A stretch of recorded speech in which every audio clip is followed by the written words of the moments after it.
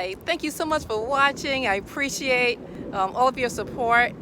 If you like these videos, please make sure that you hit that like button. I appreciate that.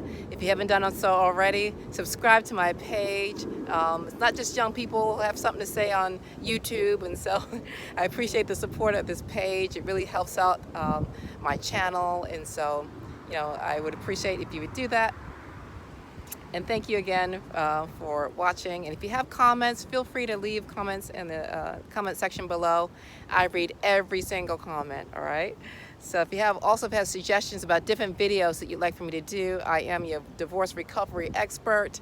Absolutely feel free to do that. But today's video is about what I call the kind of ethics question. What would you do if you were in this situation? If your ex came to you and said, you know what, I got a week gap between the time that I need to be out of my old place and the time, that I need to be in my new place, and I don't have no place to go, so would you help me out? What would you do? Especially if you had kiddos, what would you do? Would you help him? Would you say, you know what, not going to be able to do it? What would you do? Now, let's just keep in mind, we're not talking about situations where there is a history of, verbal abuse, emotional abuse, physical abuse. Let's just take that off the table. That's not something that I want you to consider for this particular video, okay? So that's not in play here. That's off the table. So there's no history of any of that. So with that in mind, what would you do? Would you, say, okay, all right, it's for a week, but it needs to be just for a week. What would you do? What would be the impact if you have kiddos? And I think that, obviously that really depends on how old they are. It also depends on what type of relationship that they have with their dad. Would it be too confusing for them? Again, depending on age, depending on how mature they are, depending on how attached they are to your ex. How would that impact them? So that's, obviously something to consider. If your kids are younger, it may be really confusing for them, even though they may have an understanding of what divorce is. Would that be too confusing, even for a short-term time period like a week? Would that be something to be like, oh, even though you would try to explain to them, mommy and daddy aren't getting back together, would they still have an unrealistic hope or expectation that, you guys will get back together? And then will that have more of a negative impact when, your child realizes that that's not going to happen? So you have that to consider. On the flip side of that, some people are on the other side and say, you know what, it really shows that you guys can co-parent in a healthy way, and that, you guys still, care about what happens to one another, even though you're not together anymore. And it shows that you don't have any type of deep-seated animosity between the two of you, which some professionals may say is a healthy thing. So, for some people, they may take that position and say, you know what, it won't be a big deal. It would be just for a week. Hey, I'll help him out. He is the father of my kids. So you may take that position. Now, some people might say, you know what, even though, they're not yet in love anymore, there's still that temptation of things getting physical, meaning, in a sexual nature, just because, he's a known quantity, him, you're comfortable, all that, if that's a factor, so that may be a source of somewhat confusion for you. Would you start to have feelings again, especially if you're the one who didn't want the divorce?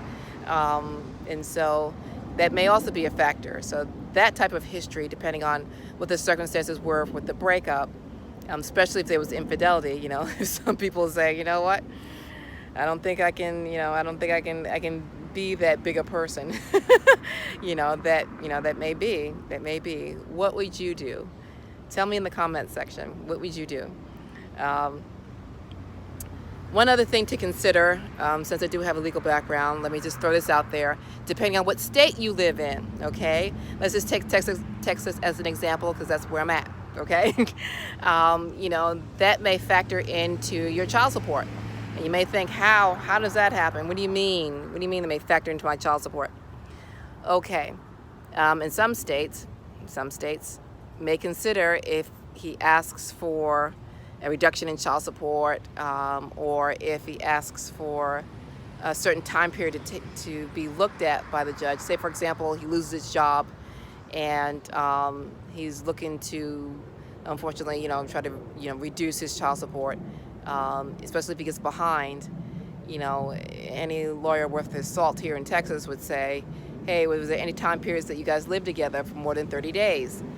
So say if your ex is one of those folks that you may suspect, hey, he'll stay for a week, but he really intends to stay a whole lot longer, more than 30 days, maybe a couple months, 2, 3, 4 months, 5 months, 6 months, he's still laying on your couch. If you suspect that that may be the not so hidden agenda here, to say he'll stay for a week and you have a feeling it's going to be a whole lot longer, then you may want to consider that, depending again on what state you live in.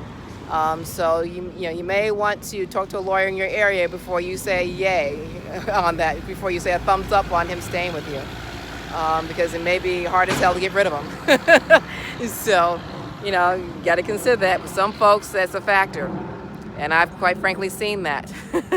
Okay, so you don't want to be that girl, okay, who ends up getting some of her child support reduced because you guys lived together for a while. Even if you guys didn't reconcile, if you lived together more than 30 days, I'm not saying he's guaranteed for him to be successful at it, for him to get it reduced, I'm not saying that, but he may have a running start there. Just saying, depends on the judge, just saying. All right, so just depends on the circumstances, depends on a whole lot of things, so just keep that in mind. All right, so hopefully you find that helpful. Again, if you like this video, give me a thumbs up, and subscribe to my page. And so I'm Laura Richardson. I am your divorce recovery expert. Oh, and I forgot to say, some people ask me, what makes you be able to say that? Some people who don't know me yet, I'm a lawyer here in Texas. I've done family law here for past, almost 14 years now. And so I'm also an advanced certified mediator. Certified advanced mediator. And so that's what allows me to say that, okay? So I coach ladies on this. And so if you need some one-on-one attention, you need some more help, absolutely feel free to visit my website at moveonafterdivorce.com, which will be in the description box below. So have a wonderful day, and I will see you in the next video. Take care.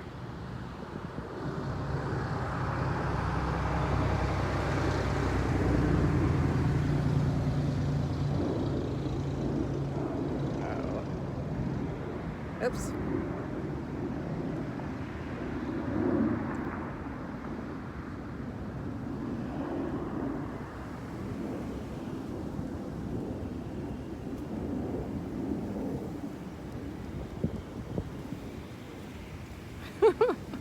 I'm trying to get this video to end, and the button won't respond. Let me press it again. Oh.